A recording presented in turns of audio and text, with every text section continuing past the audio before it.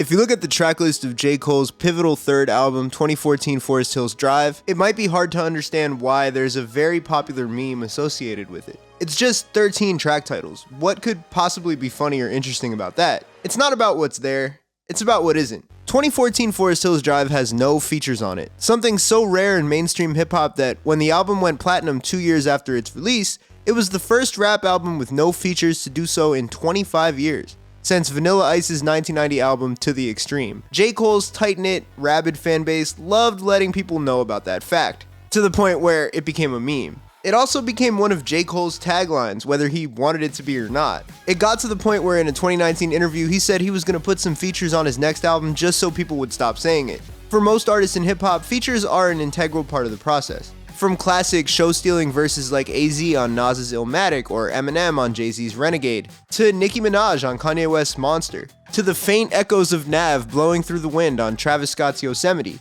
to classic hooks like Lil Wayne on Playa Circle's Duffel Bag Boy or T-Pain on Plies' Shawty. A feature can become the most talked about thing about a song, or even a whole album. Even if a rapper like J. Cole doesn't love putting features on his own albums, he does a ton of his own and it's a huge part of his artistry. There is a whole economy of artists trading verses and hooks to create win-win situations out of their collaborations. Fans love features. One of the first things they look for when an album is announced is the tracklist, and it ain't to read the song titles. Some artists like Tyler the Creator and Travis Scott will even hide the features when the project first comes out so that the fans have to listen all the way through and find out who's on it. That's how we got this clip of DJ Academics losing his mind to sicko mode the first time. At the same time, there's been a narrative going around in mainstream hip-hop that features have become a bit predictable. In the past few years, the phrase government-mandated feature has been thrown around as a tongue-in-cheek way to point out the super common names who seem to always find themselves on the track list of a major label release. It's gotten to the point where recently NFR Podcast was acknowledging the term in a TikTok.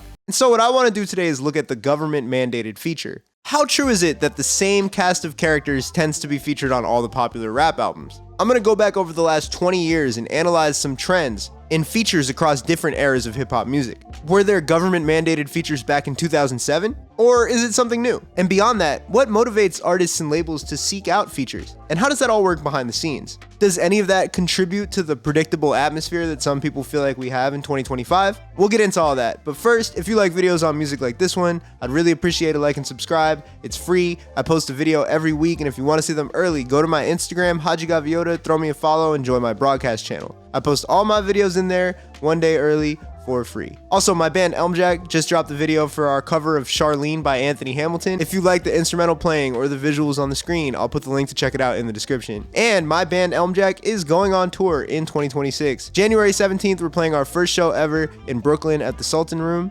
And in February and March, we're going to be on tour across pretty much the whole US, opening for Last Dinosaurs. All the dates are on the screen, tickets are in the description. Can't wait to see you guys there. And I got another HADJI song dropping this month, so stay tuned. Pre-save link for that in the description as well. Alright, let's get into the video. There are so many types and classes of features. Government mandated is just the catchy name for one particular type. There's the true chemistry feature, when two artists are around the same size and stature in the industry and they work well together. This would be like Gunna and Lil Baby before the Great Atlanta Civil War, or TJX6 and Casher Quan back in 2019. When Travis Scott put the relatively unknown Don Toliver on Can't Say in 2018, that was an example of the put-on feature, where the already established artist showcases newer talent, oftentimes someone that they might be financially invested in as well. In the reverse, when the unknown artist gets the bigger artist on their song, that can be the cosign feature, where the bigger artist is saying, hey, I like what you're doing and I want to be a part of the movement. A$AP Rocky's feature on Gene Dawson's Pixel Bath springs to mind here. On the other hand, if the smaller artist who gets that feature doesn't really have any buzz or any kind of connection, it could be that the smaller artist paid the bigger artist for the feature. And there are too many examples of those on the internet to name. I remember this video of Jadakiss doing a feature for this like random white kid. I don't know if I can find this video on the internet because it's got to be like almost 20 years old at this point, but I will look for it. There are the Gold Rush features where once an artist has a breakout, the biggest artists hurry to put them on their songs. Some examples of these include Frank Ocean being on Kanye and Jay-Z's No Church in the Wild in 2011, or Sexy Red being on Drake's Rich Baby Daddy. There are the unicorn features, like a Frank Ocean feature today, or Andre 3000. Guys who just don't really do too many of them, so every time that they do one, it feels like kind of an event. On the other side, there are the I'll hop on anything guys like Lil Wayne, who has been vocal about the fact that he will do any song if the price is right, and there's plenty of evidence of that over his nearly 3-decade-long career. There are the hook killers, in the past guys like T-Pain, Akon, also Lil Wayne, and more recently someone like Ty Dolla $ign. There's the Drake feature, which honestly feels like it's its own category. He's done hooks and verses. In 2013, he said every song sounded like Drake featuring Drake. He earned the title of the Drake Stimulus for the way that he would propel an artist's career basically overnight. The Drake feature was so powerful that Mac Miller once had to clarify, "I did it all without a Drake feature." There are the crossover features, where artists across genres will collaborate for an eye-grabbing headline, like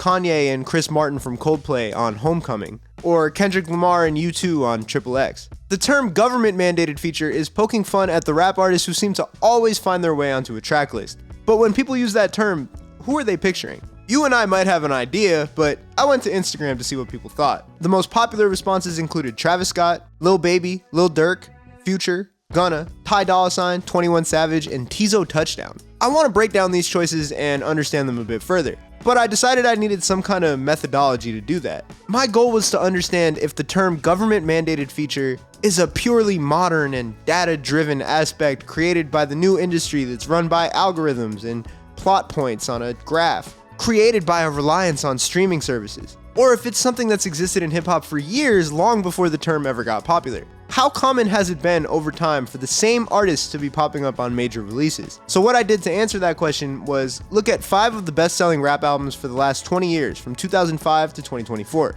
Year by year, I checked how many of those albums have the same artist featured on them, or if any of the artists behind those 5 albums were also featured on any of the other ones. So for example, in 2005, the albums were Kanye West's Late Registration, The Game's The Documentary, 50 Cent's The Massacre, Lil Wayne's The Carter 2, and Mike Jones's Who Is Mike Jones. And for each of those, I check the track list, I see who's featured on them, and I check across all 5 and see if anybody was on more than one of them. Now, I gotta admit that my methodology is not flawless. For one, it's really hard to get precise sales data on all these albums. So instead of saying I definitively found the 5 best-selling albums, it's more like I got 5 of the best-selling rap albums each year. There's none that are like way off, but there might be one that like should be in 5th place that wasn't on the list or something like that. I also had to make some gut calls on what is considered a rap album and what's not. For example, like T-Pain's Epiphany or Akon's Freedom. It's like those guys aren't solely rappers. They definitely could be called R&B albums or pop albums. However, I'd argue they exist in the larger hip-hop universe, and because these guys are both big feature guys, I thought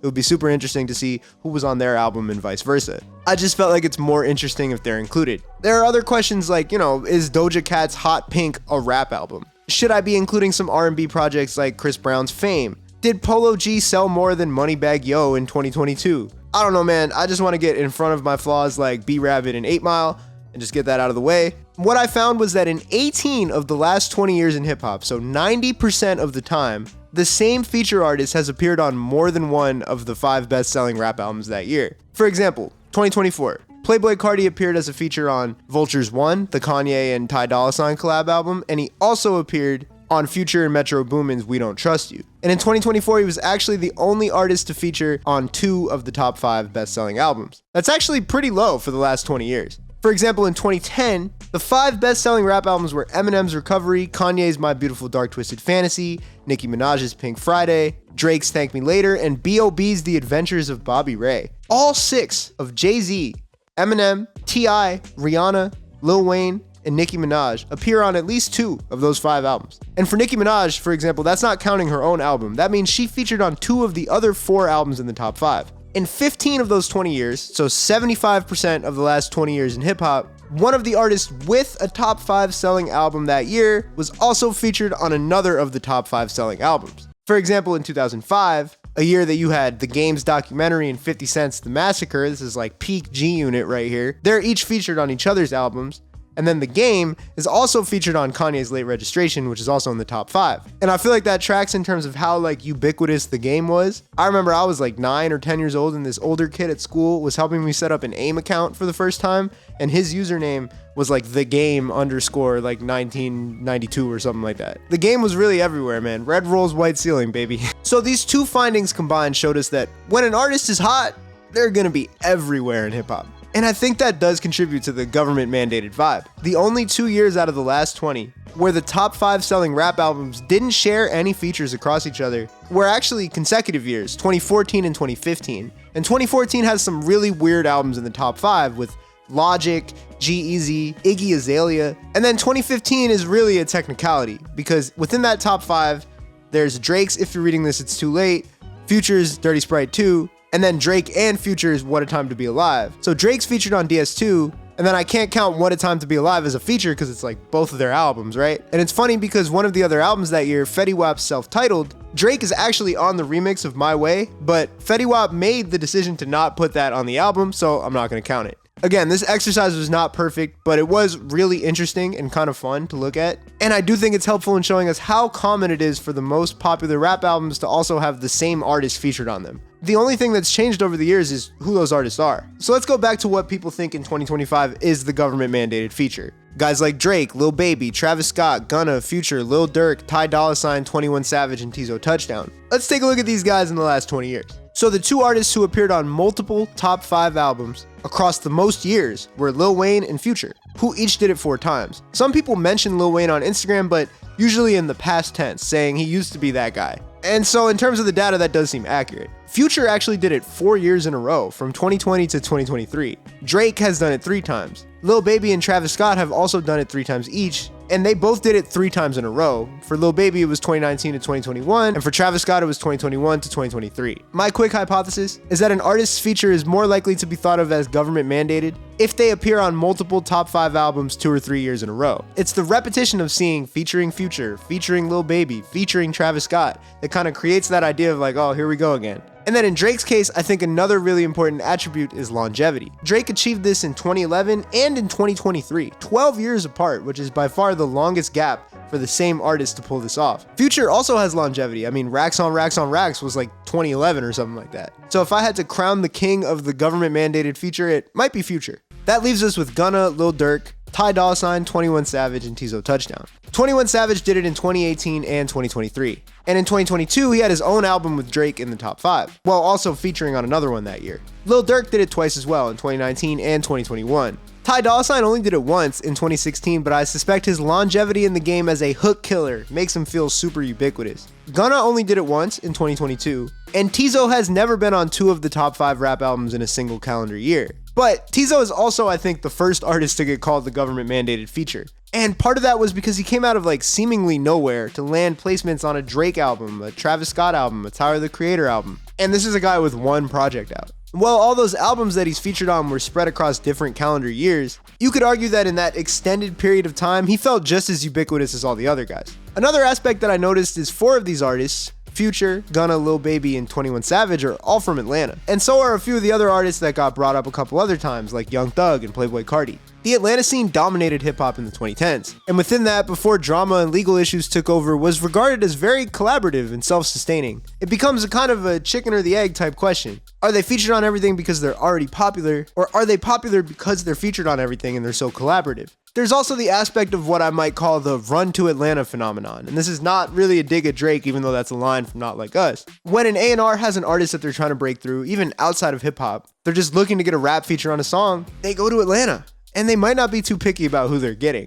In 2018, a rumor went around that the only reason Young Thug was on Camila Cabello's Havana was because Gunna's manager didn't know who she was. This has since been disputed by Gunna and his team, so it's hard to say what the actual truth is, but it's pretty easy to picture Camila Cabello's A&R being like, hey, we'll take whoever you want, just get us an Atlanta rapper on this. To have a real conversation about the government mandated feature, we need to take a step back and understand how and why features happen. As fans, it's nice to close your eyes and picture your 2 favorite artists hanging out in the studio until the late hours of the night, vibing and organically coming up with a hit song. Not to pull the curtain back like the Wizard of Oz, but sadly that doesn't happen that often. Artists are busy, often on tour or traveling, and so a lot of times they're sending songs to each other over the internet. Unfinished songs with empty verses are often called opens, and frequently one artist will ask another to send an open. On top of that, sometimes a feature isn't even the artist's decision. The less clout and power that an artist has, and the shorter of a track record of success that they have, the more likely a label is influencing their feature choices. Features can be cosigns, or collaborations born out of respect and genuine chemistry in the studio, but they can also be business decisions. Something that contributes, I think, to the general sameness of the feature universe is what we call a feature swap. Basically, instead of each artist paying each other the fee that they would normally charge for a feature, which for some artists is probably astronomically high,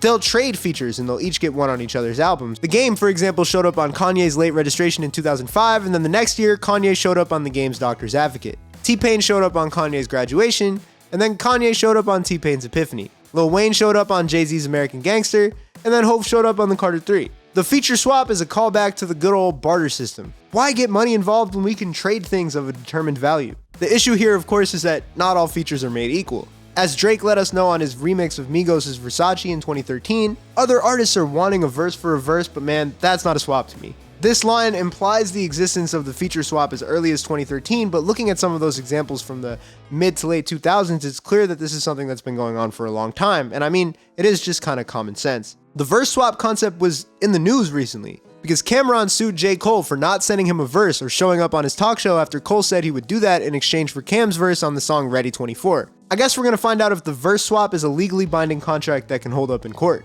Going into this video especially, I believe that one of the root causes of the government mandated feature was gonna be streaming. Every feature comes with their own built-in audience, their own algorithm, their own followers on social media, and their Spotify followers. If you get a Gunna feature, your song shows up in the release radar of all the people who follow Gunna. And so a really smart feature from a business perspective walks the line of finding an artist different enough to where their audience is different from the main artist, but also similar enough to where that audience might like the song. So with all these algorithms in consideration, features are kind of like branding decisions. But with that being said, features have always been used to generate album sales, long before Spotify and streaming changed the game. For example, let's look at this sealed copy of T.I.'s 2008 album Paper Trail. This is about 40 or 50 bucks on eBay if you want to go buy it, by the way. The sticker on the front prominently lists out all the features. It also calls it the best album of the year, which is a tough sell with 808s and Heartbreak and the Carter 3 both being in 2008. But you know what? It's not an insane take. I always like the intro, I'm Illy. There's some hit songs on there. I don't know, neither here nor there.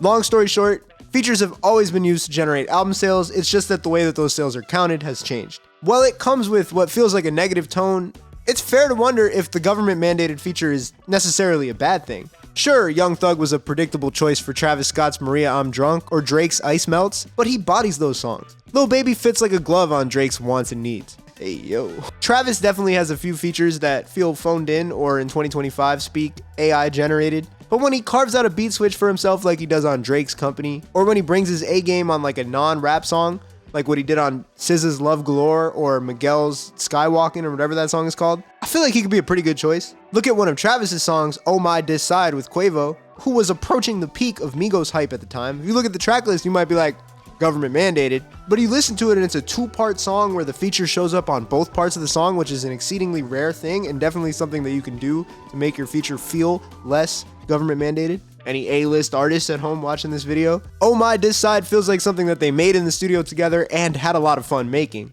I'm one of the world's biggest Ty Dolla $ign apologists, so I can sit here and tell you that I enjoy a lot of his features, but also I listen to a lot of his solo music, especially up to and including Free TC. Every once in a while, the expected choice comes through with a brick, like Travis did a couple times on Playboi Carti's music. I remember one of those being cool, but the other ones not being so good. I don't really remember exactly. There's too many songs on that album for me to remember the names, but it doesn't seem to be the case every time that these features are disappointing. The inverse situation is also worth examining. Just because the artist got a feature that you wouldn't expect them to get does not automatically mean it's going to be good. Nobody expected MGK to be on Young Thug's Ecstasy, but that doesn't mean that many wouldn't prefer that he wasn't on there. While the government mandated features may temper someone's expectations for a project, it's hard to say that they can really make or break an album. Take 21 Savage's new album, What Happened to the Streets. It's gotten a less than stellar response in its first week or two of release. When the tracklist was first announced, Lotto, Drake, Young Nudy, Glorilla, Lil Baby, G Herbo, very predictable. And while that's true,